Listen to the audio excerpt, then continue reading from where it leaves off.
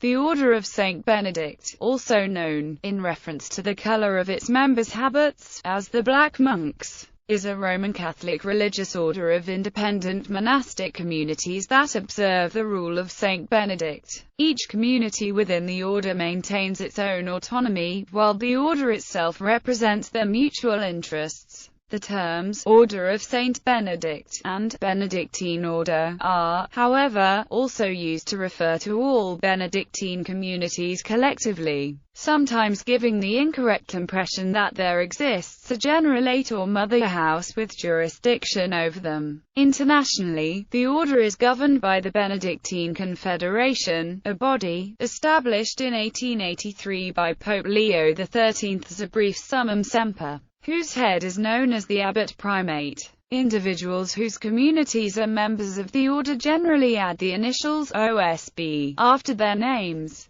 Historical development.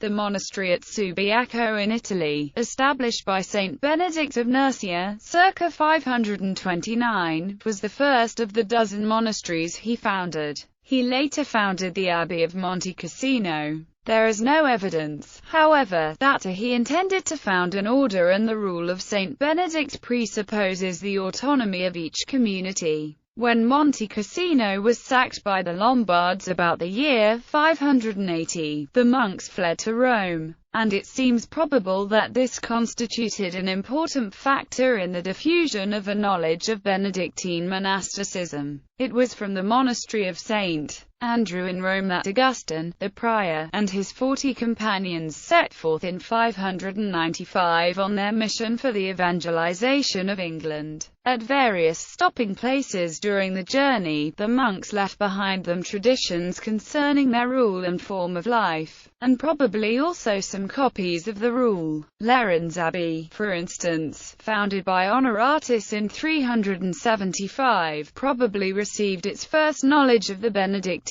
rule from the visit of St. Augustine and his companions in 596. Gregory of Tours says that at Ainai, in the 6th century, the monks followed the rules of Basil, Cassian, Caesarius, and other fathers, taking and using whatever seemed proper to the conditions of time and place. And doubtless the same liberty was taken with the Benedictine rule when it reached them. In Gaul and Switzerland, it supplemented the much stricter Irish or Celtic rule introduced by Columbanus and others. In many monasteries it eventually entirely displaced the earlier codes.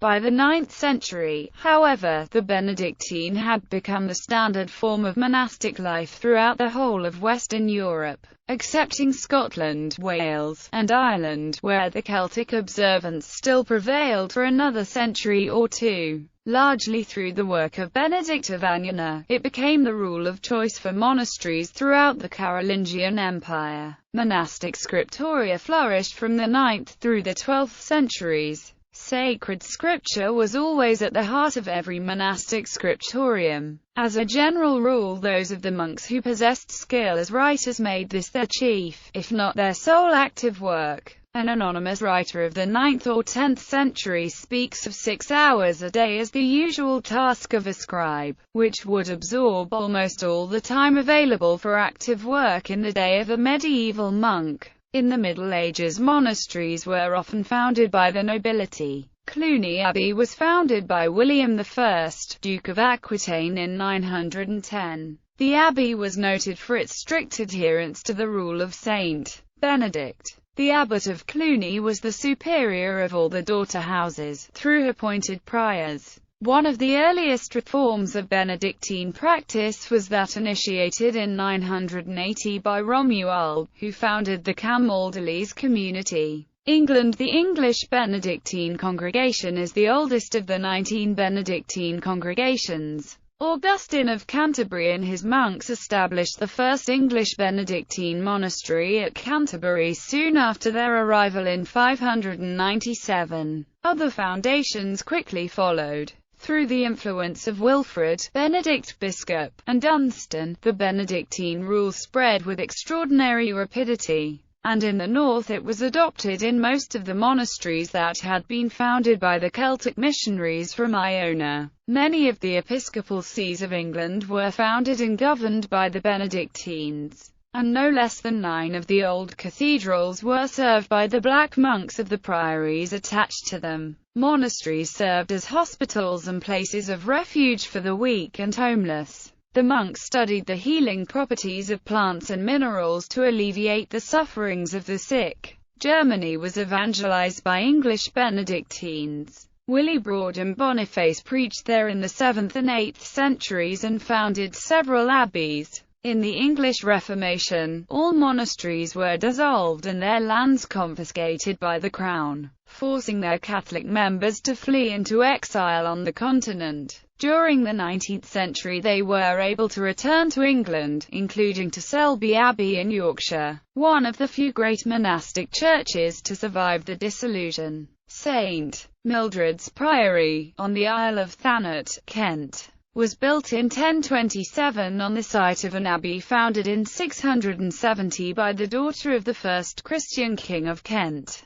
Currently the priory is home to a community of Benedictine nuns. 5 of the most notable English abbeys are the Basilica of St. Gregory the Great at Downside, commonly known as Downside Abbey; the Abbey of St. Edmund, King and Martyr, commonly known as Dway Abbey in Upper Woolhampton, Reading, Berkshire; Ealing Abbey in Ealing, West London; St. Lawrence's in Yorkshire; and Worth Abbey. Prinish Abbey, used by Henry VIII as a hunting lodge, was officially returned to the Benedictines 400 years later, in 1928. During the next few years, so-called Prinish Park was used as a home until it was returned to the order. Since the Oxford movement, there has also been a modest flourishing of Benedictine monasticism in the Anglican Church and Protestant churches. Anglican Benedictine abbots are invited guests of the Benedictine abbot primate in Rome at abbatial gatherings at Santi Anselmo. There are an estimated 2,400 celibate Anglican religious in the Anglican Communion as a whole, some of whom have adopted the rule of Saint Benedict. As of 2015, the English congregation consists of 3 abbeys of nuns and 10 abbeys of monks. Members of the congregation are found in England, Wales, the United States of America, Peru and Zimbabwe. Monastic libraries in England. The 48th rule of St. Benedict prescribes extensive and habitual, holy reading, for the brethren. 3 primary types of reading were done by the monks during this time. Monks would read privately during their personal time, as well as publicly during services and at meal times. In addition to these 3 mentioned in the rule, monks would also read in the infirmary. However, Benedictine monks were disallowed worldly possessions, thus necessitating the preservation and collection of sacred texts in monastic libraries for communal use. For the sake of convenience, the books in the monastery were housed in a few different places, namely the sacristy, which contained books for the choir and other liturgical books, the rectory, which housed books for public reading such as sermons and lives of the saints, and the library, which contained the largest collection of books and was typically in the cloister. The first record of a monastic library in England is in Canterbury. To assist with Augustine of Canterbury's English mission, Pope Gregory the Great gave him 9 books which included the Gregorian Bible in 2 volumes, the Psalter of Augustine, 2 copies of the Gospels, 2 martyrologies, an exposition of the Gospels and Epistles, and a Psalter. Theodore of Tarsus brought Greek books to Canterbury more than 70 years later, when he founded a school for the study of Greek. France. Monasteries were among the institutions of the Catholic Church swept away during the French Revolution. Monasteries were again allowed to form in the 19th century under the Bourbon Restoration. Later that century, under the Third French Republic, laws were enacted preventing religious teaching. The original intent was to allow secular schools Thus, in 1880 and 1882, Benedictine teaching monks were effectively exiled. This was not completed until 1901. United States. The first Benedictine to live in the United States was Pierre-Joseph Didier. He came to the United States in 1790 from Paris and served in the Ohio and St. Louis areas until his death.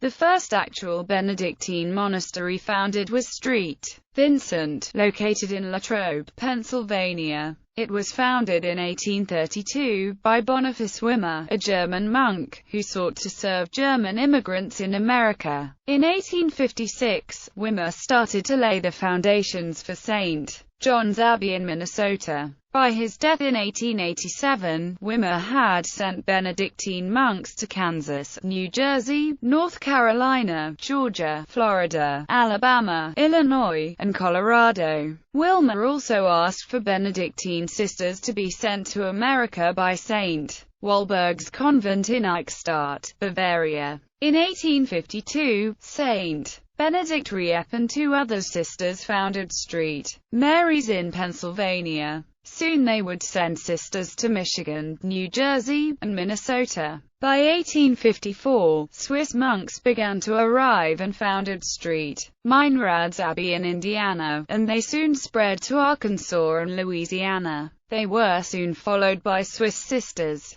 There are now over 100 Benedictine houses across America. Most Benedictine houses are part of one of four large federations: American Cassinese, Swiss American, St. Scholastica, and St. Benedict. The federations mostly are made up of monasteries that share the same lineage. For instance, the American Cassinese Federation included the 22 monasteries that descended from Boniface Wimmer organization. Today, Benedictine monasticism is fundamentally different from other Western religious orders insofar as its individual communities are not part of a religious order with generalates and superiors general. Rather, in modern times, the various autonomous houses have formed themselves loosely into congregations that in turn are represented in the Benedictine Confederation that came into existence through Pope Leo XIII's apostolic brief, Summum Semper, on 12 July 1883. This organization facilitates dialogue of Benedictine communities with each other and the relationship between Benedictine communities and other religious orders and the Church at large. The rule of Saint Benedict is also used by a number of religious orders that began as reforms of the Benedictine tradition, such as the Cistercians and Trappists, although none of these groups are part of the Benedictine Confederation. The largest number of Benedictines are Roman Catholics, but there are also some within the Anglican Communion and occasionally within other Christian denominations as well. For example, within the Lutheran Church, Benedictine Vow and Life, Section 17 in Chapter 58 of the Rule of Saint Benedict states the solemn promise candidates for reception into a Benedictine community are required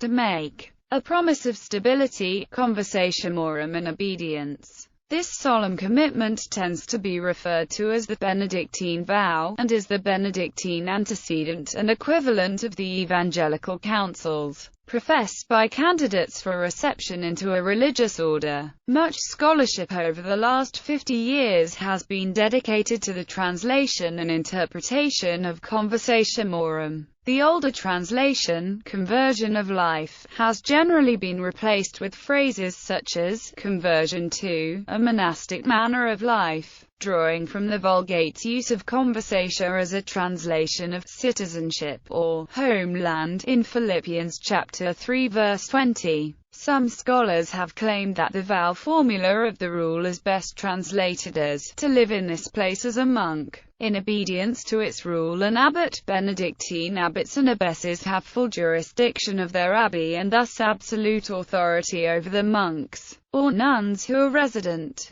This authority includes the power to assign duties, to decide which books may or may not be read, to regulate comings and goings, and to punish and to excommunicate, in the sense of an enforced isolation from the monastic community. a tight communal timetable. The horarium is meant to ensure that the time given by God is not wasted but used in God's service, whether for prayer, work, meals, spiritual reading or sleep. Although Benedictines do not take a vow of silence, hours of strict silence are set, and at other times silence is maintained as much as is practically possible. Social conversations tend to be limited to communal recreation times, but such details, like the many other details of the daily routine of a Benedictine house that the rule of Saint Benedict leaves to the discretion of the superior, are set out in its customary. A customary is the code adopted by a particular Benedictine house, adapting the rule to local conditions.